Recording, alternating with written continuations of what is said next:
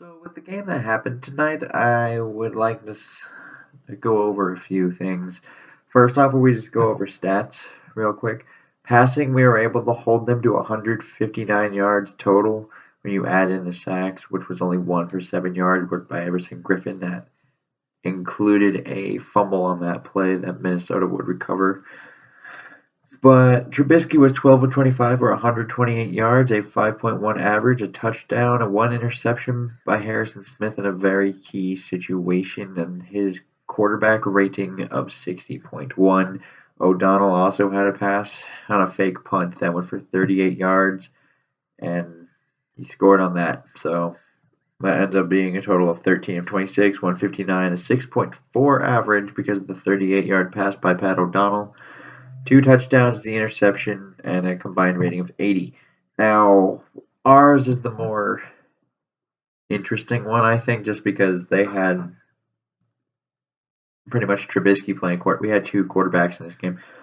Case Keenum was 17 of 21 for 140 yards, a 6.7 average, a touchdown, was not sacked at all, and then 110.3 rating.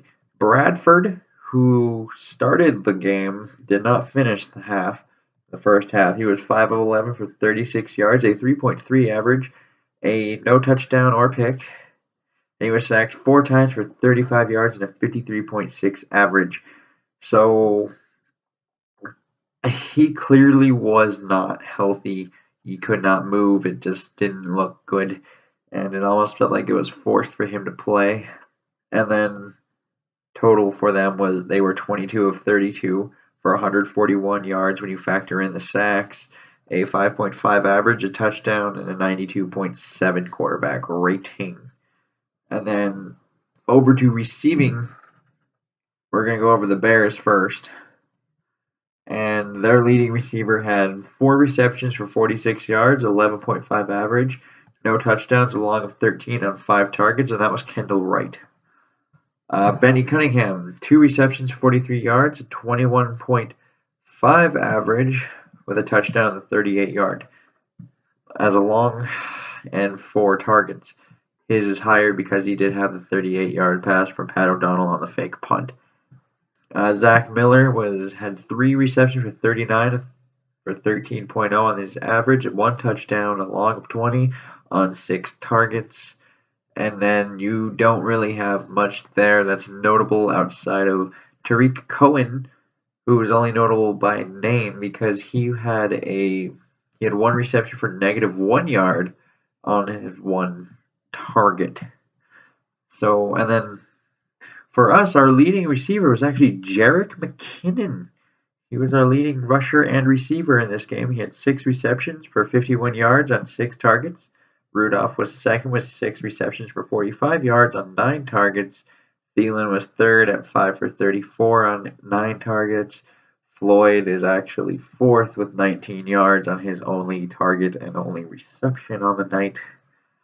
And then you have Latavius Murray for 2 receptions on 12 yards and his only 2 targets. Ham had 2 targets for 1 reception and 11 yards. And then surprisingly, Diggs is the last guy in this list at 1 reception for 4 yards on 4 targets.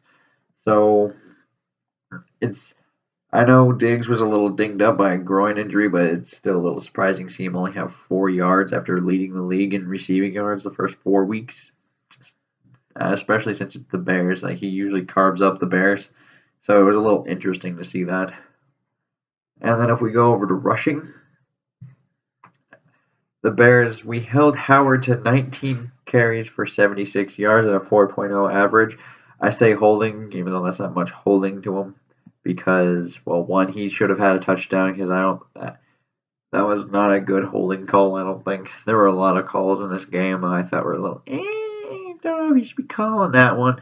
But there were a lot of those, but for the most part, for how he played against us last year, a 4.0 average and only 76 yards is holding him to our standards for what happened last year. He had obviously no touchdowns. No one had a rushing touchdown in this game for the Bears, and his long was 13. Trubisky was their second leading rusher with three carries for 22 yards at 7.3 average. Cohen had 6 carries for 13 yards, 2.2 average, and a long of 7. Benny Cunningham had 1 carry for 4 yards, and then for their entire team, they had 29 carries for 115 and a 4.0 average. For Minnesota, you have McKinnon leading the way with 16 carries, 95 yards with a 5.9 average, 1 touchdown, and of course that really long 58-yard touchdown run that he went untouched, where they seemed to kind of catch him off guard and go no huddle when they weren't ready. Murray was second in carries and yards, but not by much on yards. He had 12 carries for 31 yards, a 2.6 average, no touch, and a long of 8 yards. Case Keenum ends up being the third leading rusher with a 1 single run and 22 yards. Thielen had a carry for 11, and Ham also had a carry, which I don't get why they did that play. I saw that and I was like, what are you doing? That's a shotgun run to CJ Ham. I'm not a fan of that. And I felt like early in the ball game, we didn't have much of a feel for the running game. It felt like they were trying to avoid it and just let Sam throw it, and then Sam just wasn't able to do it. But total for running, we had 31 attempts for 159 yards, a 5.1 average, and of course the 1 touchdown. So overall, we were able to run the ball pretty well against this front that was missing Danny Trevathan and Willie Young. It still had Pernell McPhee and, of course, Leonard Floyd, which Leonard Floyd was able to exploit Mike Remmers a little bit at times, which is kind of the weak link on the line to me. Him and Easton, who is hurt and was doubtful to return.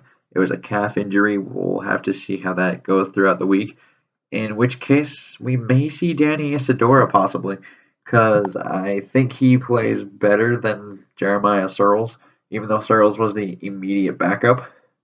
I feel like we could possibly see Isidora if Easton is not available to go next week, which might not be a horrible thing, actually. Not that Easton is trash, but I mean, he's pretty replaceable, I think. And I think Isidora could possibly be better, but he just hasn't gotten his chance to really show it yet. And some of my key points here are Coleman was held to 12 total yards, which is kind of impressive given how he's been kind of tearing up the league thus far since he got in. So that was good to see by our front seven. Howard was somewhat held in check, I think, with the 76 yards. So that was good to see. McKinnon was a man possessed today. He actually had 22 touches for 146 yards, meaning a 6.6 yards per touch. No, a 6.6 yards per touch on his thing there. So he was kind of being the replacement for Dalvin, which is a little interesting because we thought we would see, oh, it's going to be Latavius Murray's job. McKinnon might take this over because it looks like Murray could still be dealing with that ankle injury that he had during the offseason when he had surgery on it. So McKinnon might actually end up taking over this job. I know a lot of you fantasy people, you might want to go after and get Jerick McKinnon then, because I don't think Latavius is going to be some great signing for us. Waynes is still up and down to me. I think he had some good and some bad. He had a few holding calls in this game.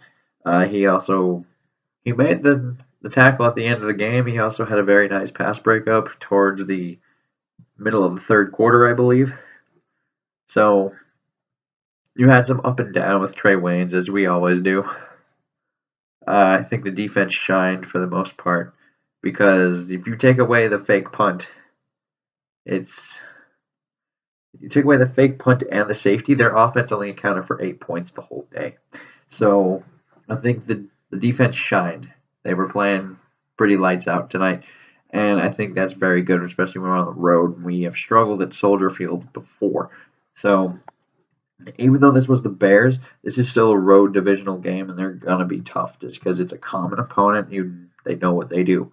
Obviously, this one might have been a little tougher for Minnesota to prepare for just because it was Mitchell Trubisky. This is his first start in his first NFL game. So we could have had some issues there. And the penalties seemed aplenty this game. I thought there were a lot of calls on both sides that were really iffy that I don't think I would have called, but that's just me. And I think we possibly had one that decided the game that was kind of iffy on Leonard Floyd. So I thought that was a little. There's a little. Refs were a bit flag happy tonight, in my opinion. You guys feel free to comment upon this. And one thing I did want to really touch on here was since Bradford clearly doesn't look ready, and we were kind of wondering, like, oh, is he 80, 90%? That looked more like 40, 50%. So I don't know if we're gonna really see him back anytime soon, but that might increase the chances for Teddy Bridgewater actually playing this year. So it's a little interesting as I think he can practice week 6, but I don't think he's eligible to be activated till week 7. I wouldn't expect him to play week 7. I would expect him not to really be considered as the starting quarterback till about week 10 or 11. So just because he needs some practice in there, you can't just throw him in there raw, and then he might. That's probably just another injury waiting to happen if you do that. So it's just something that you probably need to monitor with that quarterback situation for just the team in general. Like it's not the best of things. We could be seeing Teddy Bridgewater this year, and that really wouldn't surprise me. But I just don't know when.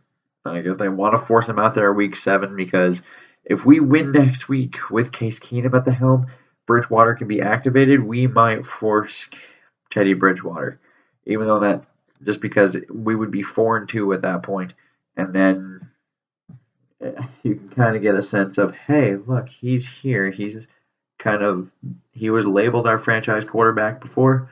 Let's throw him in there, see what he can do. So, yeah, which I think was proved tonight. The mobility for moving around the pocket was very missed from Sam Bradford. Like Bradford is not known as a mobile guy, but he can usually slide around the pocket, kind of find different launch points within the pocket. And his knee was just so bad tonight that he could not do that. He could not slide around the pocket.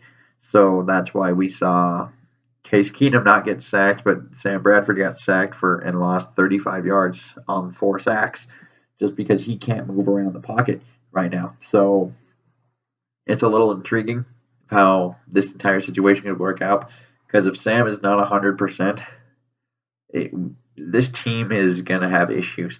I know we won tonight, but we beat a Bear team that has a solid defense. It is, I think, coming into this week, it had the 7th ranked total defense in the entire league. So it is a good defense, but the offense just has no weapons.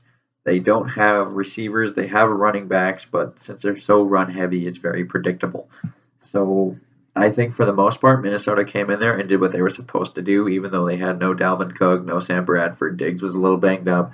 You had some injuries at some key positions, but I think overall they did what they were supposed to do. And looking forward to next week, I would expect Case Keenum to be playing after this week's game that just happened. And a short week handling Green Bay doesn't always work out the best for Minnesota, but I will be covering that at some point throughout this week for a preview. And till then, I will bid you guys farewell, and please remember to like, subscribe, and comment, and follow me on Twitter at Brian_Spatafora, and I bid you guys farewell.